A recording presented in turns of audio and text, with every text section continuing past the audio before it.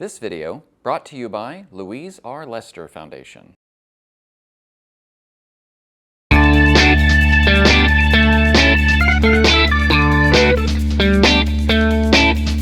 Hey explorers, it's so nice to finally meet you. My name is Lindsay and I'm an explorer too. I'm actually good friends with Peyton, and I know that she's been taking you on a ton of fun adventures, but she's actually off on a new adventure all her own. So we decided, in order to keep the adventures going, that I would take you on some now. I'm super excited to get to know you all, and we have a brand new office space too, so we're gonna have a lot of fun. I just know it. Now, I know when Peyton was taking you on adventures, you were bringing your explorer tools with you. Do you have them now? All you need to be a great explorer is your imagination, a willingness to learn, and the ability to ask questions. That's it. And you'll also want to make sure you have your passport so you can record all of the places that we've been together. You can download that off the Center in the Square's on-demand page online. Now, before we head out today, I have a question for you. Who likes bugs? Do you? Personally, I love bugs, and today we're going to learn all about them with an entomologist. Do you know what an entomologist is? I know it's a pretty big word, but an entomologist is a person who studies bugs, and they'll teach us all about them. Okay, so today we are in Roanoke at Center in the Square, and we are going to head down Interstate 81 over to Virginia Tech, where we're going to meet with an entomologist in their entomology department and learn all about bugs. Are you ready? Let's go, explorers!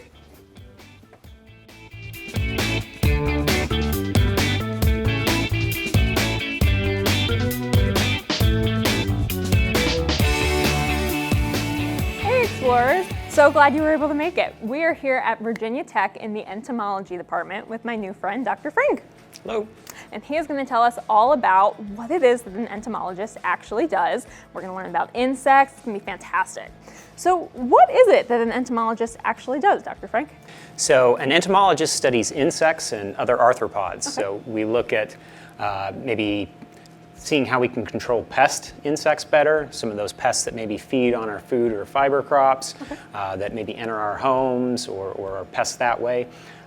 We have entomologists that study beneficial insects like honeybees, how to protect some of those beneficial insects that are in the environment that basically make the environment work. Okay. And then we also have entomologists that work in the medical field, maybe studying some of the diseases that they can transmit to people that make them sick. That is so cool. That sounds like such a fun job. I It bet is. It's so great. many explorers think it's a cool job too. So while I was preparing for our time together today, I did some research and I came across the knowledge that insects fall under the animal phylum Arthropoda. Can you explain to me and all of our friends what exactly that means? Sure. So an arthropod is basically a group of animals that share certain characteristics. So scientists like to classify living organisms based on the characteristics they share. And so we start very broadly at the kingdom level. So we have things like animals, plants that differ very greatly from each other. Within the animal kingdom, we have this phylum group where we can further classify organisms based on these shared characteristics. And arthropods are just a group of animals that share certain characteristics. Okay, gotcha. That makes a lot of sense. I hope you're all taking notes, explorers. Now, what exactly makes arthropods different from all other animals? What are those characteristics that make them unique? Right, so the characteristics that arthropods share, the biggest one is that they have an exoskeleton. So we have our skeletons on the inside of our body, but insects and arthropods, they wear their skeletons on the outside of their body. Some other characteristics that are unique to arthropods is they have segmented bodies, and they have jointed legs for movement, for locomotion. So that's actually what arthropod means, is joint leg. Okay, gotcha. That makes a lot of sense. Now, are arthropods different from insects? So insects are arthropods. Okay. Arthropods include a lot of different organisms, not just insects. They include things like spiders, mites, scorpions, ticks. Those are all arthropods as well. Millipedes, centipedes. We also have crustaceans. If you like seafood, shrimp, lobster, crabs, those are all arthropods too. So next time you're eating those at the dinner table, you're eating the cousins of insects. That is wild. I can't believe that. Did you know that? Now, when I see insects outside, I tend to call them all bugs, but is that right? Are insects bugs? From a biological standpoint, no. So if we're going to be specific, bugs are a certain group of insects, what we call the hemiptera. They are what we call the true bugs. So things like stink bugs, bed bugs, those are what we call true bugs and are called bugs. A lot of people use the term bugs just referring to all insects or all arthropods. That's fine, but from a biological standpoint, only those insects that are within this group called the hemiptera are called true bugs. Okay, that makes a lot of sense. I really appreciate you taking the time to explain that, and I bet all of our explorer friends are learning a lot from that too. If you don't mind, I actually brought a couple of pictures of animals that I think might be insects, but I'm not 100% sure. Do you mind helping me figure that out? Sure, let's do it. All right, let's head on over here. Okay, so the first one I am not sure about is this honeybee. Is that an insect or not? So it is an insect. So all insects share characteristics that make them different from other arthropods. So what separates insects from things like scorpions or spiders is that they only have 6 legs. Okay. So a spider will have 8 legs, so it's not an insect. So some other characteristics that all insects share is that they have a pair of antennae on their head. They also have 3 body regions. They have a head, a thorax, and an abdomen, and they are the only invertebrates to fly, so they have 2 pairs of wings too.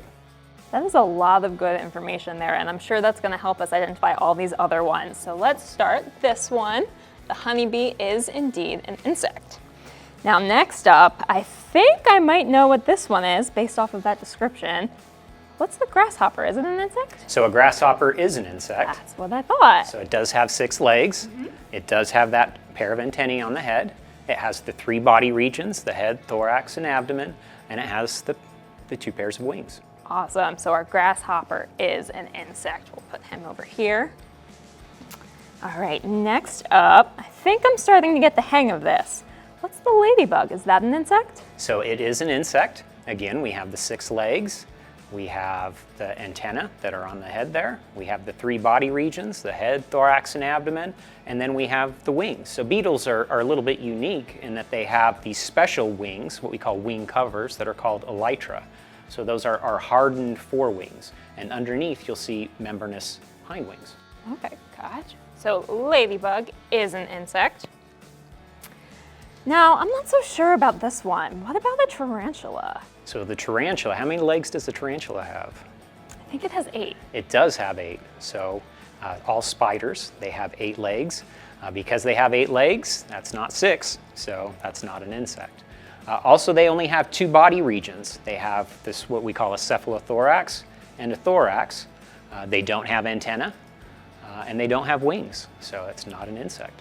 Okay, so we will put our tarantula over here. What about this one, the moth? Is that an insect? So the moth is an insect. You can see those lovely wings right there. So it has the wings. If we look underneath, we would see 6 legs. You can see the antenna and then the 3 body regions. Okay. So it is an insect. Moth is an insect. Perfect. And I just have one more for you, and I'm pretty sure that I know what this one is. The earthworm. That's not an insect, is it? It is not an insect. It's not even an arthropod. So remember, arthropods have that exoskeleton. They have those segmented bodies and jointed legs. Well, we don't have an exoskeleton. We don't have legs. It is not an arthropod. It is not an insect. Wow, so we will put the earthworm over here. It is not an insect. Dr. Frank, this has been so helpful. Thank you so much. I have learned so much, and I know that all of my explorer friends have learned so much too. Now, I do have just one more question for you, if you don't mind. When I was preparing, I read all about 2 specific terms that I'm not totally familiar with, molting and metamorphosis. Can you explain to me what those 2 mean? Sure. So we'll start with molting. So molting is the process of shedding that exoskeleton. So one, I guess, drawback of having your skeleton on the outside of your body is it prevents you from growing bigger. So, for instance, if an insect or an arthropod needs to grow, that exoskeleton is making it difficult to do so. It's like wearing clothes that are basically too tight. Too tight on you. And so when an insect or an arthropod needs to grow larger, it will shed that exoskeleton, and we call that process molting. It'll shed the exoskeleton, grow a new exoskeleton, and become larger. Very cool. And what about metamorphosis? So metamorphosis basically means change in form, change from an immature stage to the adult stage. So insects go through two types of metamorphosis. They go through what is called either incomplete metamorphosis or complete metamorphosis. So incomplete metamorphosis, we start out as an egg. That insect will hatch into the immature stage, which we call a nymph. And that nymph looks very similar to the adult, except it doesn't have those fully functioning wings, and it's not sexually mature. And so as that nymph grows, it molts. It will molt several times during its life cycle, grow bigger, and in the final molt, it becomes the adult. And the adult has the fully functioning wings and is sexually mature, and if it's a female, will be able to lay eggs. So those insects that go through complete metamorphosis, it's a little bit different. So they start off as eggs as well. They hatch into the immature stage, which we call the larva. Now, a larva looks very different from the adult. So that larval stage will, again, it'll grow, it will molt, and then it will molt into this pupa stage. And from that pupa stage, it basically rearranges its body shape, and then it will come out of the pupa as the adult, which looks completely different from the larva, and it may occupy different habitats, may feed on completely different diets. Wow, that is fascinating. I had no idea about any of this. Thank you so much for sharing your knowledge. Now, I know that you might have some friends here that I can meet today. Is that the case? I do. Can we go see them? Yes, let's do it. Awesome. Okay, these look really cool, Dr. Frank. Who do we have? We have Madagascar hissing cockroaches. We Oh, have so cool. a whole colony in here. Do you hear it hiss? I do. So Madagascar hissing cockroaches, as the name implies, they're from Madagascar, an island off the coast of Africa. And this is a male. So the male, you can tell males and females apart. The males have little horns on the thorax. Okay. The females, it would be smooth. They won't have those protrusions. Now, the hissing cockroaches, they hiss, that's their defense mechanism. So they're herbivores, they feed on plants, they don't bite, they don't sting, so they really don't have any defense mechanisms if something like a bird or some other animal was to try to eat them. And so they hiss, and that's to scare off that predator, make it maybe think it's a snake or something like that, and drop it, and so they can run and hide, basically. If I was trying to eat one of these guys and I heard that sound, I'd probably drop it too. Now notice the legs are kind of spiny, and it's flat as well. And so that adaptation allows it to climb, to move, and to go under surfaces to hide and to basically protect itself from any predators that may be out there. So I know that a lot of people seem like they don't like cockroaches, right? But I think they're really cool. Aren't they beneficial too? They are. So there are many different species of cockroaches. So the cockroaches that we find in our homes, those are pest cockroaches, and they've basically adapted to survive in human homes. These cockroaches would not survive in a home. Okay. We actually have to put them in a special environment to help them survive. If they were to be trapped in your home, they would not survive. And there's only a few species of cockroaches that are actually considered pests. The vast majority of them, again, are very beneficial. They help, they're, again, detritivores, scavengers. They help break down that dead, dying material that may be out in the environment. Oh, so they have a really important job. That's They do. awesome. Nature's recyclers. We love recycling. So this guy is not an insect, right? It is not an insect. Who do we have? This is an arthropod. So this is called a Mexican red-kneed tarantula. Wow.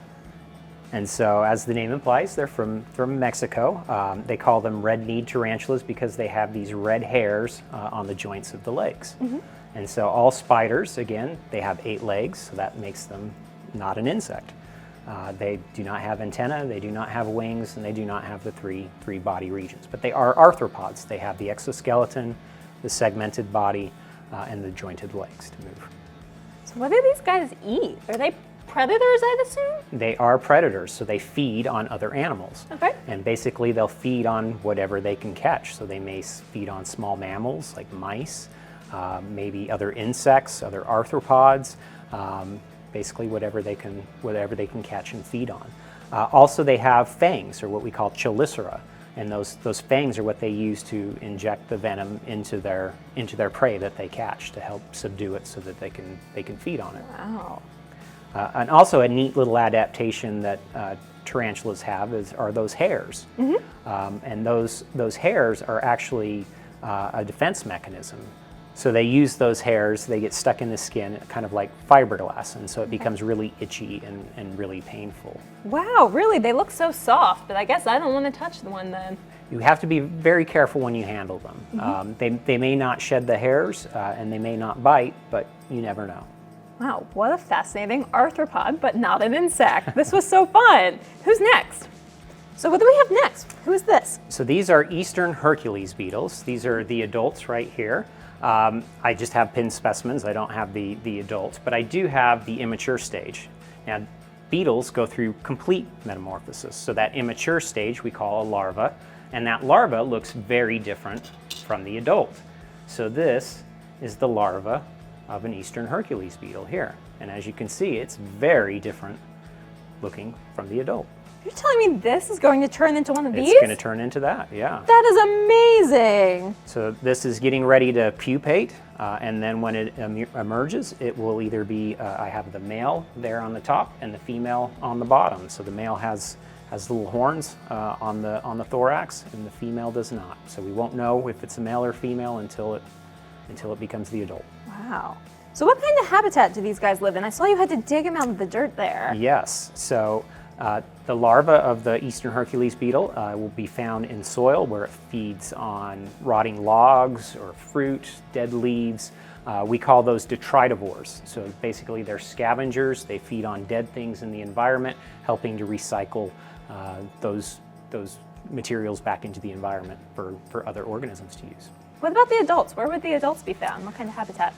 The adults will be found in forested areas, generally where you'll find them, but they're not going to be in the soil like the larvae are. Okay, very cool. What a neat little insect. Frank, I can't thank you enough. The explorers and I have learned so much with you today and have had such a fun time, and we got to meet all of these cool different insects and arthropods. Thank you so much for your time. Well, it's my pleasure. I had fun too. Awesome. Well, explorers, we're ready to hit the road. I'll see you back in the office, okay?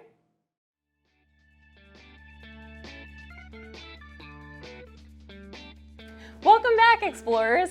That was awesome. I hope you had a great time. I know I did. I learned so much from Dr. Frank, and I'm sure you did too. What was your favorite insect? I think mine was probably the cockroach, but the tarantula was pretty cool too. But like we learned, it's not an insect.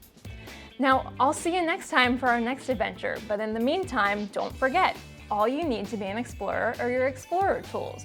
You just need your imagination, a willingness to learn, and the ability to ask questions. I'll see you next time. Bye, explorers!